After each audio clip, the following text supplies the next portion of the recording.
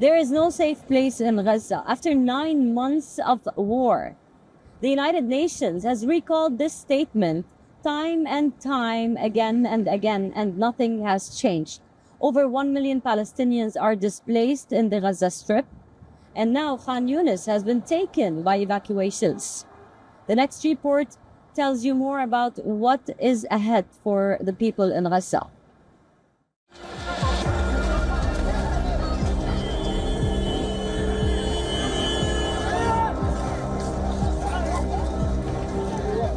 The situation in Gaza is beyond dire.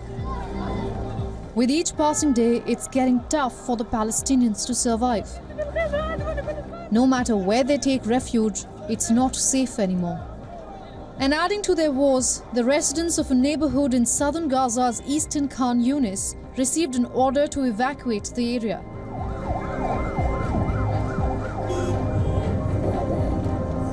The order came from Israeli numbers on their mobile phones. This is not the first time the Palestinians have been forced to flee their homes. This has become a daily occurrence for them.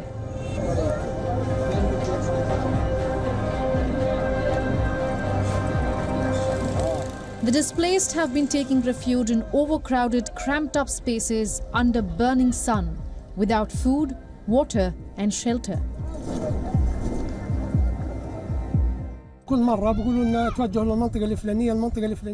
Every time the Israeli forces tell us to go to a certain area which was supposed to be safe, we come and find it not safe.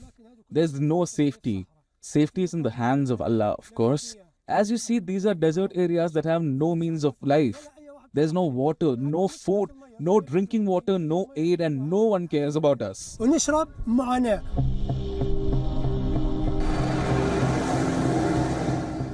The evacuation orders covered an area of about 250,000 people, according to the UN Agency for Palestinian Refugees.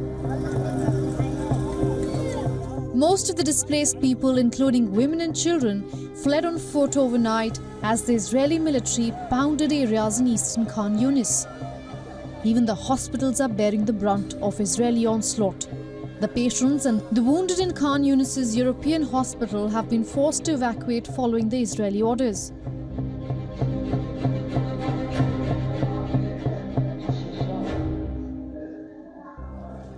As per the United Nations estimates, the latest Israeli evacuation order affected about 250,000 people across wide swathes of Gaza.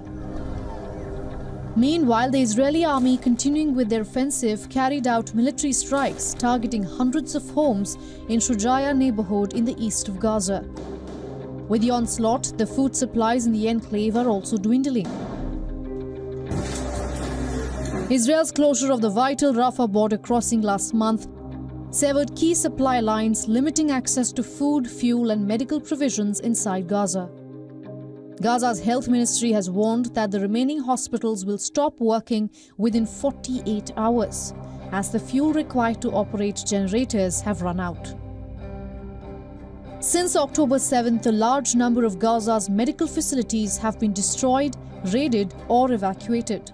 Israel claims that Hamas has been using hospitals for militant activities, forcing the IDF to make them a major focus of its military operation. Rafah has been the focal point of Israeli military offensive since Israel began its ground assault. Once a safe zone has now turned into a war zone. Israel's military chief, Herzi Halevi, has said that his forces have so far killed 900 militants. There are those we eliminated underground and some that tried to emerge above ground, and we eliminated them. And this ongoing effort of ours, this pursuit, is very, very important. They should feel exhausted, while we feel energized and determined. The war in Gaza so far has killed 38,000 Palestinians, leading to the mounting calls for an immediate ceasefire. Now, a dozen former US government officials who quit over US's support for Israel's war in the Gaza Strip has accused Biden's administration of undeniable complicity in the killing of Palestinians in the enclave.